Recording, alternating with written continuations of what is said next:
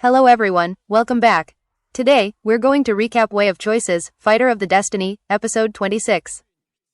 Previously on the series, countless legendary swords answered Chen Chongqing's call and rushed to his side, allowing him to repel the powerful demon clan experts with ease. Believing that he could finally lead them out of Zhou Garden, the ancient swords all responded to his promise. Seeing the situation spiral out of control, Nanki immediately used the soul wood to lift the seal on the beast horde, ordering countless demonic beasts to storm the mausoleum and kill Chen Chongqing before it was too late. Episode 26. Chen Chongqing found himself surrounded by an overwhelming beast tide after Nanki released the seal. With only a handful of old swords protecting him, he had no chance of defeating tens of thousands of beasts. He extended his consciousness across the entire grassland, calling out to every sword still sleeping beneath the earth and promising to take them away from the prison where they had remained trapped for centuries. Just as the beast army reached the mausoleum, a broken sword suddenly awakened beneath the ground and effortlessly sliced apart a purple lightning leopard. Moments later, countless sword intents erupted from beneath the marshes, cutting through wind wolves, grey vultures, and countless other beasts. Sword energy tore open the earth, pierced the sky, scattered the storm clouds, and turned the entire never-setting grassland into a sea of blood, forcing the beast horde to halt its advance. Soon afterward, more and more ancient swords emerged from the mud, rivers, and underground. Dozens became hundreds, and hundreds became thousands. Everyone finally realized that the entire never-setting grassland was actually the legendary sword pool. Although rusted and damaged after hundreds of years, every sword answered Chen Chongqing's call, carrying its final fighting spirit and willing to battle beside him one last time. Understanding that the only wish of these countless swords was to leave Zhou Garden, Chen Chongqing promised to fulfill their final desire. Even though the awakened swords slaughtered enormous numbers of beasts, the beast tide quickly regrouped and surrounded the mausoleum once again. Nanki remained completely confident, believing that swords once defeated by Zhou Dufu's two-part saber could never change the outcome. She flew into the sky and prepared to unleash her true power. Chen Chongqing immediately counterattacked with the mountain and sea sword and the Yu Maiden sword, forcing the old zither player to sacrifice his own life in order to save Nanki. Just as Chen Chongqing was about to finish her off with the demon martial sword, an unimaginably powerful force knocked the blade away. Looking toward the beast tide, he saw a gigantic creature as large as a mountain slowly emerging. Using the soul wood, Nanki summoned the three most terrifying guardian beasts of the grassland: Qian Beast, Earth Lord, and Mountain Ape, all legendary monsters at the peak of the constellation realm. Facing these terrifying creatures and the endless beast tide, even Chen Chongqing felt the shadow of death approaching. Realizing that controlling each sword individually would never be enough, he looked at the countless swords floating around the mausoleum and understood that they had to become a single army. Using the sword intent hidden within the yellow paper umbrella, Chen Chongqing discovered the sword will of Mount Li. He chose to use that supreme sword intent as the core of an enormous sword formation instead of controlling every sword separately. As his divine sense spread across the battlefield, every ancient sword willingly surrendered itself to his command. Thousands of swords instantly united under one will, preparing to become the greatest sword formation the grassland had ever witnessed. Borrowing the sword intent of Mount Li, Chen Chongqing connected with hundreds and then thousands of swords. He unleashed one supreme sword technique after another. 100 swords first formed a powerful array that severely wounded Earth Lord beneath the ground. Then thousands of blades struck together, displaying countless sword techniques that slaughtered endless beasts, suppressed the beast tide, and left even the mountain-sized mountain ape covered in sword wounds. Although his divine sense and true essence were being consumed at an unbelievable rate, Chen Chongqing refused to retreat. Standing beneath the rain, he continued directing the entire sword formation, astonishing everyone present. Even the demon generals could hardly believe that a mere cultivator of the ethereal opening realm could perform such an impossible miracle.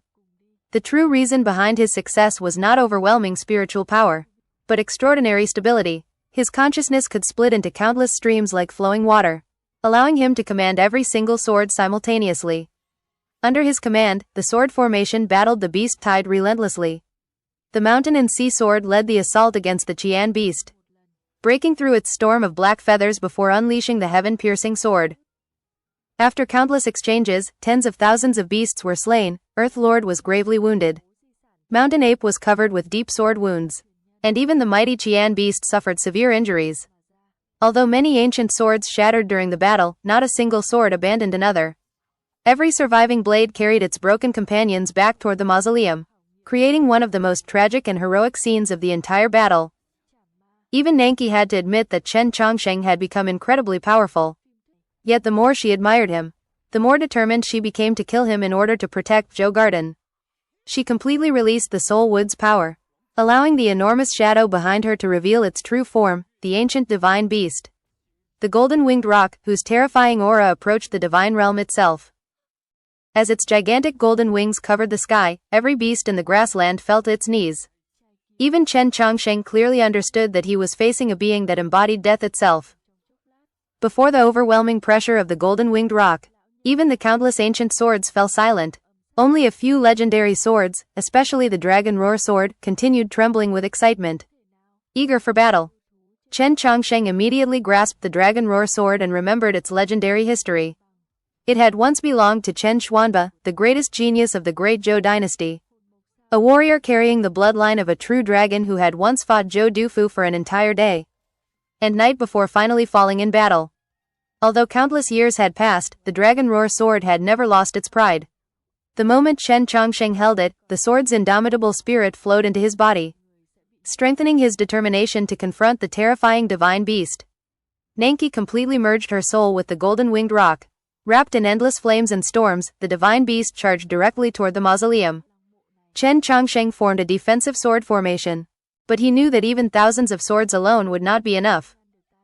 Holding the Dragon Roar sword, he awakened the battle spirit left behind by Chen Xuanba and unleashed the strongest strike of his life. Yet Nanki effortlessly stopped the attack with only a single finger. The collision shook heaven and earth. The Dragon Roar sword shattered, while Chen Chongsheng was thrown backward, gravely wounded. Only then did he realize that the Dragon Roar sword had actually been broken long ago by Zhou Dufu. It had survived solely through the unyielding will of its former master. Before losing its final spirit, the Dragon Roar sword transferred all of its sword intent into the small dagger at Chen Chongsheng's waist. Bathed in brilliant golden light, the dagger awakened an entirely new power. Though its true sword soul had yet to fully awaken.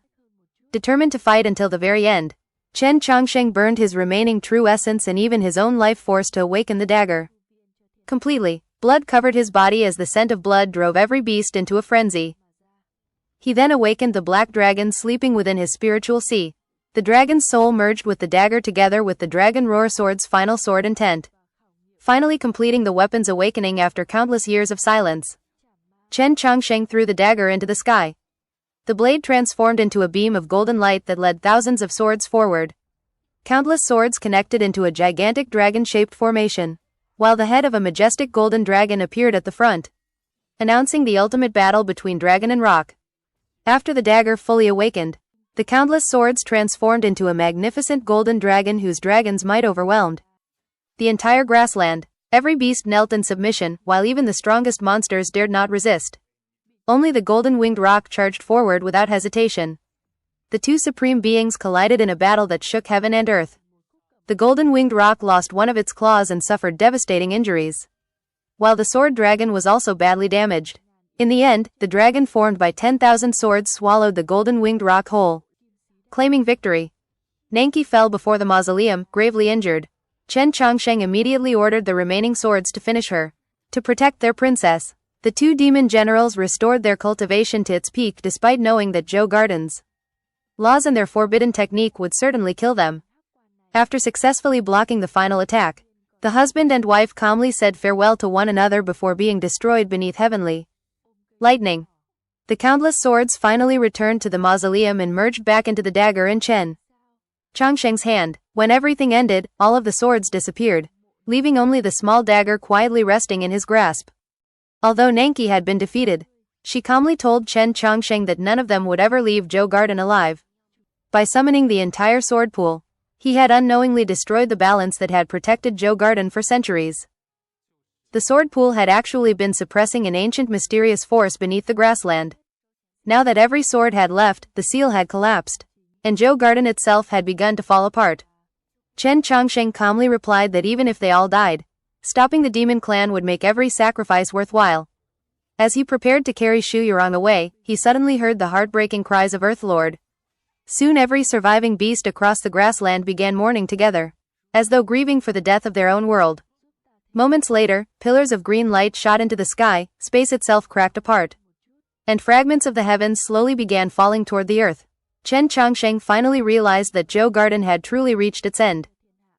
As the ancient seal completely collapsed, pieces of the sky continued crashing onto the grassland. Even a tiny fragment of space instantly erased enormous beasts from existence, causing the entire world to tremble violently. Chen Changsheng soon discovered that the disaster originated from the stone pillars surrounding the mausoleum. They continuously released ancient energy that tore open the sky, shattered the earth, and pushed Zhou Garden closer to total destruction. As the outer stone layers gradually peeled away, the black surface beneath looked strangely familiar. Only then did Chen Changsheng understand that the countless swords of the sword pool had existed solely to suppress these 10 mysterious pillars. Now that the swords were gone, the seal had completely failed. Finally, the stone shells broke apart entirely, revealing the truth that left him speechless. The 10 stone pillars were not ordinary pillars at all. They were the heavenly tomes. Chen Changsheng was horrified to discover that the 10 pillars surrounding Zhou Dufu's tomb were actually 10 heavenly tome monoliths taken long ago from the mausoleum of books. Once the sword pool disappeared, the seal broke, allowing the monoliths to awaken and release an ancient power that ripped apart the sky and drove Zhou Garden toward destruction. Amid the violent storm, Nanki was blown away from the mausoleum while Chen Changsheng desperately rushed back to protect Xu Yurong. The moment she awakened, Xu Yurong immediately recognized the secret of the heavenly tome monoliths. She quickly calculated every possibility to restore the ancient formation, only to discover that 2 crucial monoliths were still missing. Without them, the formation could never be completed. Chen Changsheng suggested returning all the swords to rebuild the seal, but Xu Yurong sadly concluded that it was already too late. Even if the sword pool returned, Zhou Garden had already begun collapsing beyond recovery. As the energy storm grew more violent, the two could only shelter together beneath the yellow paper umbrella. Exhausted and powerless, Xu Yurong quietly leaned against Chen Changsheng's shoulder while the world of Zhou Garden slowly approached its inevitable end. That concludes episode 26. Don't forget to like, subscribe, and turn on the notification bell so you won't miss the next episode. See you in the next recap.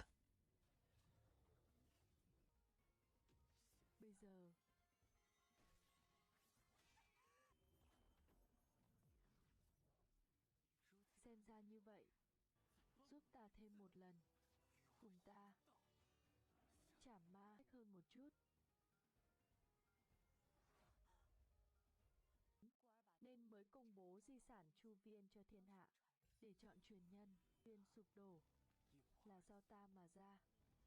Xin chư vị tiền bối.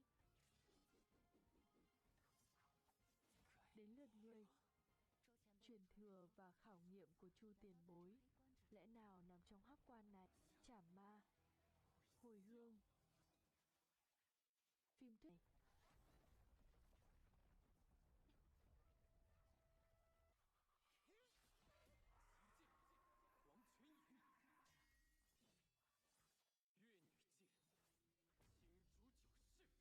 Minh ca, Uyển Nhi. Giết Minh ca của ta. Trai kiếm. Có thể bị tiểu bối như ngươi phá hỏng trong chốc lát. Lão nhân gia, ngươi dùng một khúc cẩm âm sát trận. Không thể nào, vạn ngàn yêu thú trên thảo nguyên không dám tới gần, nhưng vẫn âm thầm bảo hộ kim sĩ đại bằng. Đã dung hợp với thần hồn của ta. Hồn mộc sao lại đột nhiên dị động? Lẽ nào?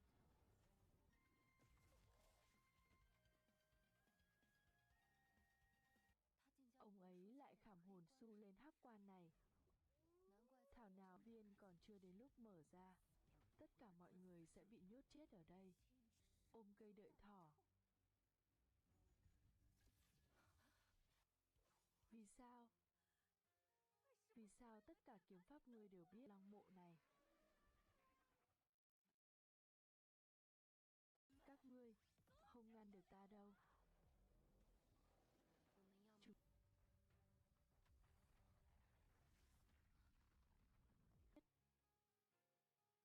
Chỉ là nhiều sách.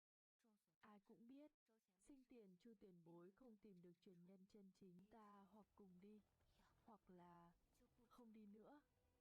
Chu Vi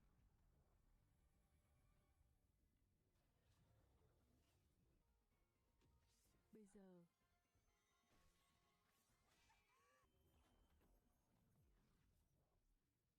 xem ra như vậy, giúp ta thêm một lần, cùng ta chảm ma hơn một chút.